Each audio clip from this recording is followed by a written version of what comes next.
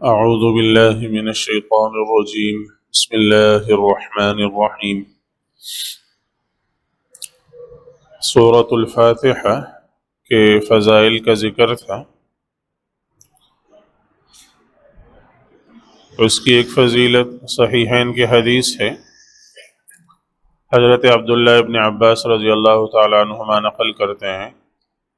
فرماتے ہیں بینما جبریل علیہ الصلاۃ والسلام جالس عند النبی صلی اللہ علیہ وسلم اذا سمع نقیضا فوقہ، کہ ایک دن حضرت جبریل علیہ الصلاۃ والسلام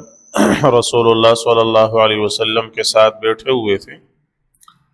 تو اچانک ہی آپ صلی اللہ علیہ وسلم نے اپنے اوپر ایک سخت قسم کی آواز سنی۔ سر کے اوپر سے کوئی شدید آواز ہوتی ہے کسی چیز کے ٹوٹنے کی یا کوئی ایسا سخت بند دروازہ کھلنے کی، تو اس طرح کی ایک آواز آپ صلی اللہ علیہ وسلم نے سنی۔ فرفع رأسہ، تو آپ نے سر اٹھا کر اوپر دیکھا، تو فقال، حضرت جبریل علیہ السلام جو ہے وہ کہنے لگے کہ هذا الباب من السماء فتح اليوم ولم يفتح قبل، یہ آسمان کا ایک ایسا دروازہ ہے جو صرف آج کھلا ہے، آج سے پہلے یہ دروازہ کبھی نہیں کھلا۔ آسمان کا یہ ایک دروازہ ہے جو آج کھلا ہے، جو آپ نے آواز سنی ہے، جو آواز آئی ہے، تو آج کے دن یہ آسمان کا دروازہ کھلا ہے، آج سے پہلے یہ دروازہ کبھی نہیں کھلا۔ پھر ایک فرشتہ اترا اس دروازے سے نیچے، ایک فرشتہ اترا، تو حضرت جبریل علیہ السلام نے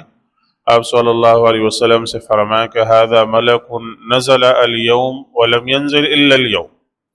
یہ ایک فرشتہ ہے جو آسمان سے زمین کی طرف آج اترا ہے، اور یہ صرف آج ہی اترا ہے، آج سے پہلے یہ کبھی نہیں اترا۔ ایک فرشتہ ہے جو آسمان سے زمین کی طرف اترا ہے، اور یہ زمین پر صرف آج اترا ہے، اس سے پہلے یہ کبھی زمین پر نہیں اترا۔ تو فرشتہ آپ صلی اللہ علیہ وسلم کے پاس آیا اور آ کر سلام کیا اور آپ سے عرض کیا کہ ابشر بنورین اوتیتہما لم یؤتہما نبی قبلک، کہ آپ کو خوشخبری ہو دو ایسے نوروں کی کہ وہ صرف آپ کو دیے گئے، آپ سے پہلے کسی بھی نبی کو وہ نہیں دیے گئے۔ دو ایسے نوروں کی آپ کو خوشخبری ہو کہ وہ دو نور صرف آپ کو ملے ہیں، آپ کو اللہ تعالیٰ کی طرف سے عطا کیے گئے، آپ سے پہلے کسی بھی نبی کو وہ نور نہیں دیے گئے۔ سورۃ الفاتحہ و خواتیم سورۃ البقرہ، ایک سورہ فاتحہ ہے اور دوسرا سورہ بقرہ کی آخری آیات ہیں۔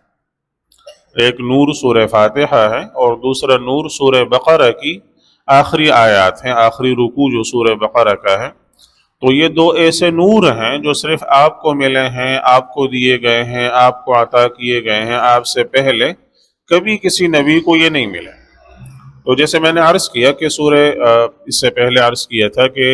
قرآن کریم کے بہت سارے مضامین ایسے ہیں کہ وہ گزشتہ انبیاء پر نازل ہوئے، ان کی کتابوں میں ان پر نازل ہوئے، اور مختلف آیات اور مختلف واقعات جو قرآن کریم نے ذکر کیے ہیں، قوم عاد کے، قوم نوح کے، قوم سمود کے، یا قوم شعیب کے، قوم لوط کے، تو یہ واقعات ہیں، یا اس کے علاوہ اور بہت سارے احکام ایسے ہیں کہ ان میں سے بہت سارے احکام گزشتہ انبیاء علیہ السلام پر ان کی کتابوں میں نازل کیے گئے۔ تو کچھ وہ ہیں جو آپ صلی اللہ علیہ وسلم کی خصوصیت ہیں کہ جو صرف آپ کو ملے، تو ان میں سے اس فرشتے نے آپ سے عرض کیا کہ آپ کو یہ خوشخبری ہو کہ یہ دو نور ایسے ہیں کہ یہ صرف آپ کو ملے ہیں، صرف آپ کو عطا کیے گئے، آپ کے علاوہ آپ سے پہلے کسی بھی نبی پر، کسی بھی نبی کی کتاب میں یہ نور نہیں اتارے گئے۔ ان دونوں کو نور کہا گیا اس حدیث میں، اور انہوں نے اس کو نور فرمایا ہے۔ تو نور کہنا ایک تو اس کے مضامین کے اعتبار سے بھی ہوگا کہ اس کے مضامین جس اعلیٰ درجے کے ہیں اور جس میں اللہ تعالیٰ نے اس میں جمع فرما دیے ہیں وہ ہیں، اور دوسرا اس وجہ سے بھی حضرت شیخ الاسلام مولانا شبیر احمد عثمانی رحمہ اللہ فرماتے ہیں کہ قیامت کے دن جب لوگ گزریں گے پل پر سے اور وہاں سے وہ پار ہوں گے، تو اس وقت کے لیے اللہ تعالیٰ نے فرمایا کہ مومنین کے لیے ایک خاص نور ہوگا، یسعی نورہم بین ایدیہم، وہ نور ان کے آگے آگے چل رہا ہوگا اور وہ ان کے لیے راستہ روشن کر رہا ہوگا۔ ہر ایک شخص کا نور اس کے عمل کے اعتبار سے، دوسرے حدیث میں انشاءاللہ آگے اپنی جگہ پر آ جائے گی قیامت سے متعلق احادیث میں، کہ وہ نور مختلف لوگوں کا مختلف ہوگا. کسی کا ایسا تیز نور جیسے بہت پورا جہان جیسا روشن کر دیتا ہے، کسی کے لیے جو ہے وہ اتنا نور ہوگا کہ اس کا آگے صرف راستہ نظر آ رہا ہوگا، کسی کا بالکل معمولی سا پاؤں کے انگوٹھے میں جیسا چھوٹا سا کوئی چراغ سا جل رہا ہوتا ہے کہ وہ پاؤں آگے بڑھائے گا تو اس کی وجہ سے تھوڑی سی روشنی اس کو مل جائے گی اور وہ راستہ روشن ہو کر وہ اس پر چلنے لگے. تو جیسا جس شخص کا عمل ہے، جیسا جس آدمی کی جو کیفیت ہے، اس کے اعتبار سے ان کی روشنی، ان کا نور مختلف ہوگا. تو ان دونوں کو فرماتے ہیں کہ نور قرار دیا گیا کہ یہ دونوں گویا کہ اپنے پڑھنے والے کے لیے نور ہوں گے قیامت کے دن، اور یہ اس پل پر سے، صراط پر سے گزرتے ہوئے یہ ان کے اپنے پڑھنے والے کے لیے آگے راستہ روشن کریں گے. اس کی وجہ سے گویا وہاں روشنی پیدا ہوگی اور اس روشنی میں اس کے لیے وہاں سے گزرنا آسان ہوگا، وہ وہاں سے گزرے گا. تو اس وجہ سے ان دونوں کو یہ اس حدیث میں اس فرشتے نے نور کہا، آپ صلی اللہ علیہ وسلم کو یہ نور دو دیے گئے. تو یہ ظاہر ہے اس کی بہت بڑی فضیلت ہے کہ ایک تو اس خوشخبری کے لیے آسمان کا ایسا دروازہ کھولا گیا جو پہلے کبھی نہیں کھلا،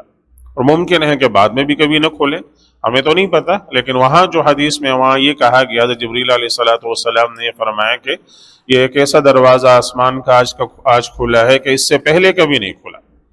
اور پھر اس کے لیے خصوص اس خوشخبری کے لیے، حالانکہ یہ خوشخبری حضرت جبریل علیہ السلام ہمیشہ ہی آتے جاتے تھے، قرآن کریم کی آیات وہ لے کر آتے تھے، تو اللہ تعالیٰ ان کے ذریعے سے بھی آپ صلی اللہ علیہ وسلم کو خوشخبری دے سکتے تھے. لیکن اللہ تعالیٰ نے اس کے لیے خصوصی ایک ایسا فرشتہ نازل فرمایا جو کبھی زمین پر نہیں اترا. وہ صرف یہ خوشخبری لا کر دینے کے لیے آپ صلی اللہ علیہ وسلم پر اس خوشخبری کو نازل کرنے کے لیے زمین پر اتارا گیا. صرف اس کے لیے وہ یہ خوشخبری لے کر زمین پر آیا اور آ کر آپ صلی اللہ علیہ وسلم کو یہ خوشخبری دی کہ ابشر بنورین اوتیتہما لم یؤتہما نبی قبلک، کہ یہ آپ کو ایسے دو نوروں کی خوشخبری ہوں کہ صرف یہ آپ کو دیے گئے. آپ سے پہلے اتنے ہزاروں انبیاء گزرے ہیں، ان میں سے کسی کو یہ دو نور عطا نہیں کیے گئے. ایک سورۃ الفاتحہ ہے، دوسرا خواتیم سورۃ البقرہ، سورہ بقرہ کی آخری آیات ہیں. اللہ تعالی ہمیں ان کی قدر کرنے کی، انہیں پڑھنے کی اور عمل کی توفیق عطا فرمائے.